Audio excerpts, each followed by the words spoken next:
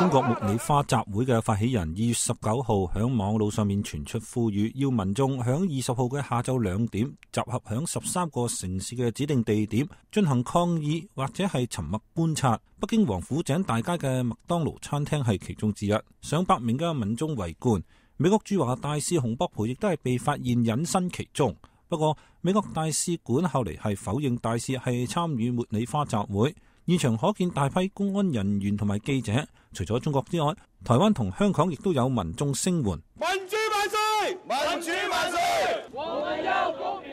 當日嘅集會和平落幕，但係有一啲中國異議人士因此而被逮捕。中國安全部門為此加強咗網路監視以及係信息過濾。Why do you think Chinese citizens are inspired by protesters in Tunisia, Egypt, etc. right now?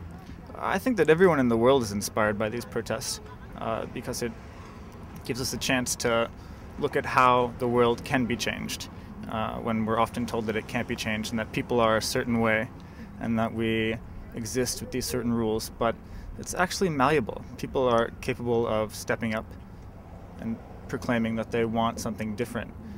Even if it hasn't changed for a long time. Why do you think they're starting to organize peaceful protests in China? Why do you think they're starting what they're calling the Jasmine Revolution?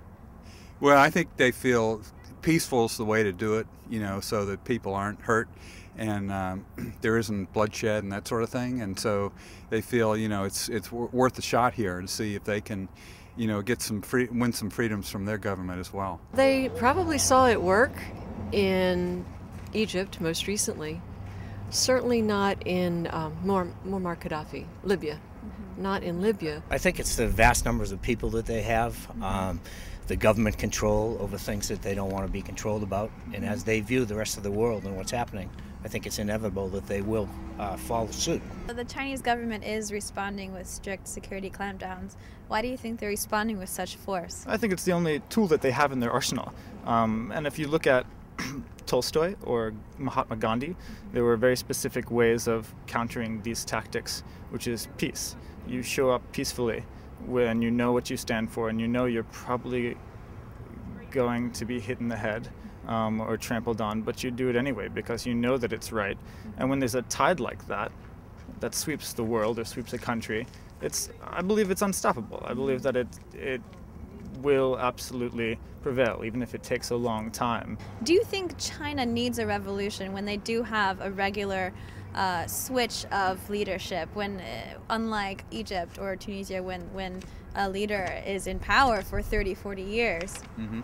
Well, they do have a rotation of leaders, but there isn't a lot of big change in terms of policies and human rights issues and things like that. So I think they're looking for there to be some serious change. Cases where a leader has been in power for many, many years obviously leads to a stagnation of growth in the way that people adapt to modern pressures of lifestyle.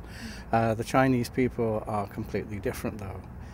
They have their own culture and they have their own way of dealing with things, which is not necessarily the same as what happens with a more heavy-handed totalitarian regime. And even though they're so different, they are still inspired by the protests, by the transfer of power in some cases like Egypt. Why do you think they're still inspired even though they're so different? I think that the Chinese people have been held behind in their development compared to the rest of the Western world, and when they see people that they consider to be in a similar situation, they have a tendency to copy. But there again, the way in which they will copy it will be uniquely Chinese.